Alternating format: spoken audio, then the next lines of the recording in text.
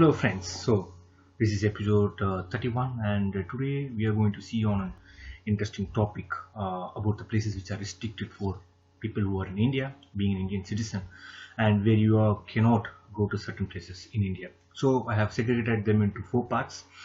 The first one is the inner circle territory, which is in the most of the part of the northeastern states in India, and the second category is due to security reasons where you cannot go near an international border. So there are services which are restricted for foreigners, basically, and for some places some places for Indian citizens also. And thirdly, for natural resource reason where you are not supposed to go to places which can affect the biodiversity of a particular place. And fourthly, the peculiar case which is happening in India, which has the world's population which has not been contacted by this civilization, people who are called sentinels who are in Andaman Nicobar. So first we will take up the inner circle issue. So the inner circle is a concept which was developed by the British in 1873 through a law called as Bengal East Frontier Regulation, which was put by the British in order to restrict the people who are traveling from the mainland or from India to the northeastern states, where there was no India at 1873, but still they want to protect the indigenous population being affected by migration of people from other parts of India. So this was basically put up, and then there was a very huge state. It was split up in 1972 into different parts, and still the law is there. In this law, the inner circle law, there are certain states where being an Indian citizen, you are not supposed to travel. So it was the first one is Mizoram. Then you have Arunachal Pradesh, the famous Arunachal Pradesh, which we are having a lot of issues. And then we have parts of Sikkim. Sikkim joined us an Indian state, parts of Sikkim, which joined us after a referendum of abolishing the monarchy, so it was also a state later. And then we have parts of Nagaland, which is also under this inner circle law.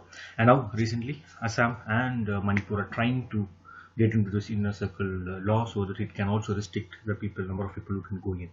The basic reason behind this is to protect the indigenous population of those states and to protect their culture, and in order to stop the migration happening. It is still possible for you to go as a tourist for 15 days, or if you want to work, you can work there for 1 year, but still you need a permit at the entry. And Arunachal Pradesh has put a very good option where you can get, just like a visa on arrival, on the entry of the gate you can get a permission, and you can just go there and see the beautiful Arunachal Pradesh, and you can come back.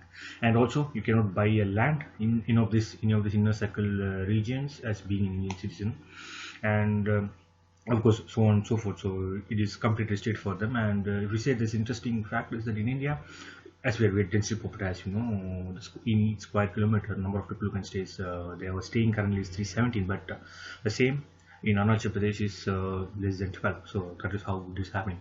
And so people are very densely or very leastly populated, and they want the culture to be with them for a longer time, and this is the reason for them, and also to restrict the goods. And one interesting thing which I read in the regulation is, as I want to quote, if you are caught on the other side of the inner circle, and you have to pay 100 rupees, and if you're caught the second time, you have to pay 500 rupees.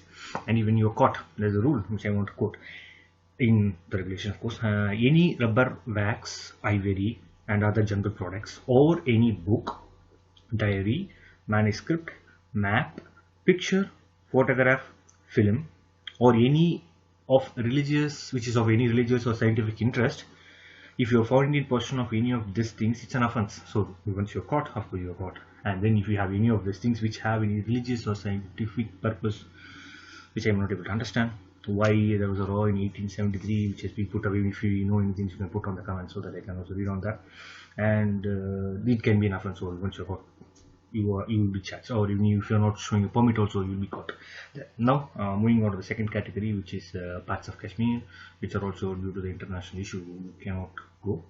And then there are parts in Uttar Pradesh which are close to the Nandi Devi sanctuary and the Milan glacier, where due to the natural reservoir issue you are not supposed to go and disturb the biodiversity. And also there are parts of Himachal Pradesh where you can go trekking, but not as a tourist. So these are parts which are there. And coming to the last part, which is you have these people who are not contacted the outside civilization in Andaman Nicobar Islands. They are called sentinel, and there are a lot of islands in Andaman Nicobar where you need a permit before you can go and see those islands, because there are people and you can take some disease with you and you can spread to them, and the indigenous population can go down. Even though there's some restrictions, there are highways which are now being under construction in Andaman, where it goes through directly their heartland, where they split the tribal population into two parts, and it goes like right center of the home. And still a lot of people are coming out of those tribal remote areas into the highways and interacting with the current civilization, and still there is a great threat for those tribal people over there. But still it's a rule, and you cannot get down the bus. I think probably you can go past the highway to another place, but you cannot get down on the way. And these are the places which are restricted officially.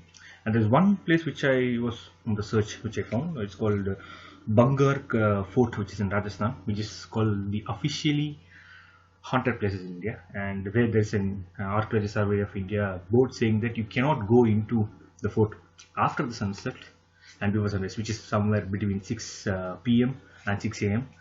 It is an official board by the government of India, so it means you are officially not supposed to enter the place called Bagran Fort in Rajasthan, because they still feel it's haunted. And of course there are a lot of other places in India, due to military reasons or due to technology reasons, which you are not supposed to enter, even being an Indian citizen. So this is a list of places which I found that we are not supposed, as an Indian citizen, supposed to travel. And if you find any other places which you know also, you can put it in the comment section, and also you can subscribe for my videos. I'll put up videos frequently as I have time. So thank you, and also you can put on feedback how to improve on my videos and other topics which you want me to do a research and do a video on. Thank you.